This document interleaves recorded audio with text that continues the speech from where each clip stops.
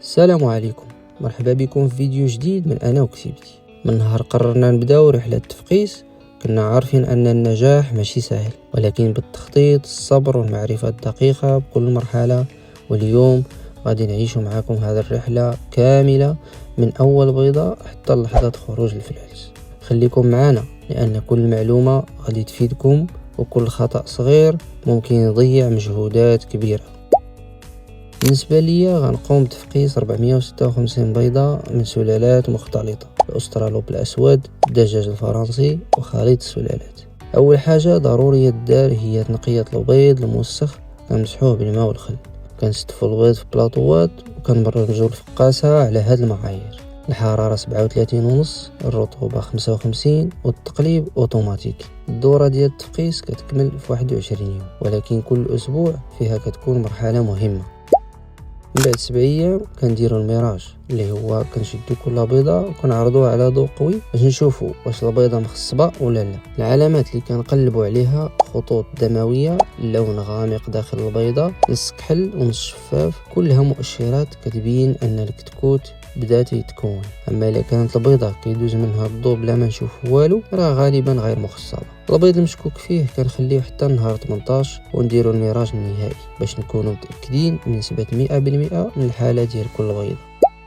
في نهار 18 كنوقفوا حركات التقليب، كنقيو الصناديق مزيان وكنستفوا فيهم البيض وكنحطوهم في الفقاسه واحد فوق واحد. كنبرمجوا الحراره على 37.5 والرطوبه على 70 حتى ل 75%. هنا دابا كتبدا المرحله الاخيره فاش غنتسناو الفلاس يخرجوا. قبل ما يخرجوا خاص نوجدوا لهم الحضانه اللي غيعيشوا فيها اول 21 يوم، وهذه الفتره هي اهم مرحله في حياتهم. انا قررت نحطهم في غرفه الاستنبات لان فيها الكليمه خدامه، فرفاره التهويه، اضاءه مناسبه، وفرشه الارضيه بالباش، ودورت الكونتر بلاكي وفرشت النجاره وحطيت الشرابات والوكالات. 21 يوم ديال الانتظار، اخيرا جا النهار ديال التفريغ. حلينا الفقاسة وبدينا كنشوفوا الحمد لله الكتاكيت خرجات. عزلنا الفلالس اللي بصحة جيدة وبدينا نحطوهم في الصناديق، ومن ثم كنحطوهم في الحضانة اللي سبق وجدناها. اول حاجة عطيناهم هو علف الديماراج، فيه كل شيء اللي غادي يحتاجوا باش تقوى مناعتهم وتكبر عظامهم. وفي الماء كنخلطوا لهم دواء كولوكس باش نحميهم من التسممات والامراض المعوية. بعد 3 أيام بالضبط بدينا أول خطوة في برنامج اللقاحات: لقاح البرونشيت ضد التهاب الشعب الهوائية المعدي.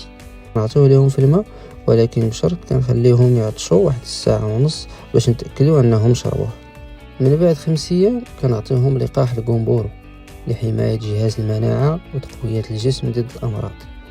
كل لقاح عنده توقيته وكل مرحلة عندها دورها، وحنا غادي نشاركوا معكم باقي المراحل في الفيديوهات الجاية. بالنسبة لخلاصة التجربة أول 21 يوم هما سر النجاح أو الفشل. مشروع التفقيس فيه تفاصيل كتيرة، لكن بالمراقبة اليومية والانضباط تقدر توصل لنتائج مزيانة.